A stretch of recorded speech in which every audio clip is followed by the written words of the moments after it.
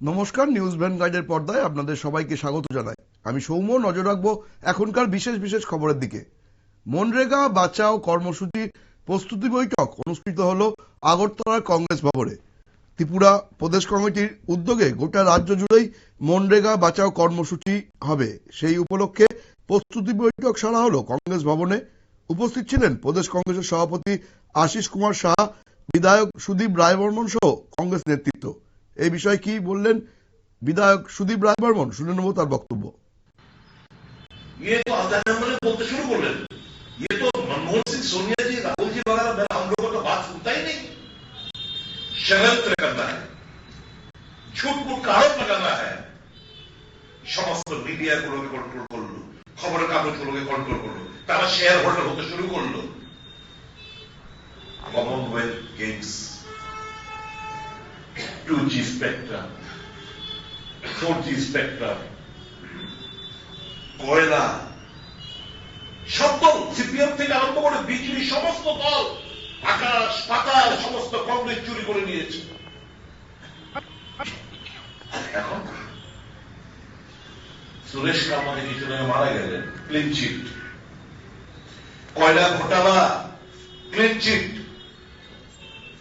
2G, 3G, 4G spectrum, clean chit. কিছু বের করতে পারলো না, একজন কংগ্রেসদের যাদের বিরুদ্ধে আরোপ ছিল করতে পারলো না। কিন্তু ততক্ষণে এই ষড়যন্ত্রের কারণ গরিব কংগ্রেস, গরিব মেহনতি মানুষ, শ্রমিক অংশের মানুষ, তাদের কল্যাণার্থে স্কিমগুলো, আর মোদী সরকার এই কর্পোরেটদের স্বার্থে এই স্কিম আনতে শুরু করলো। তখন এই জায়গায় তর্ক করে তার আরেকটি আইন প্রণয়ন করলেন পার্লামেন্টে, যার বিরোধিতা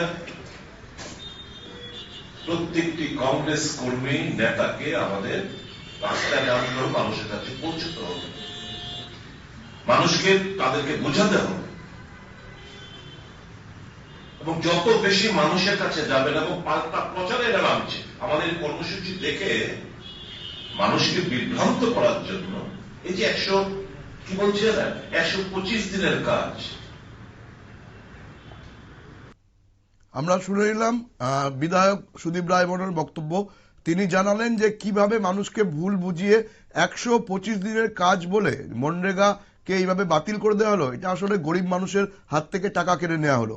এর বিরোধিতায় তারা গোটা রাজ্য জুড়েই আন্দোলন করবেন এবং তারই প্রস্তুতি বৈঠক হলো আগরতলার কংগ্রেস ভবনে। নজর রাখবো পরবর্তী খবরের দিকে। তার আগে নিয়ে নেব ছোট্ট বিজ্ঞাপন বিরতি।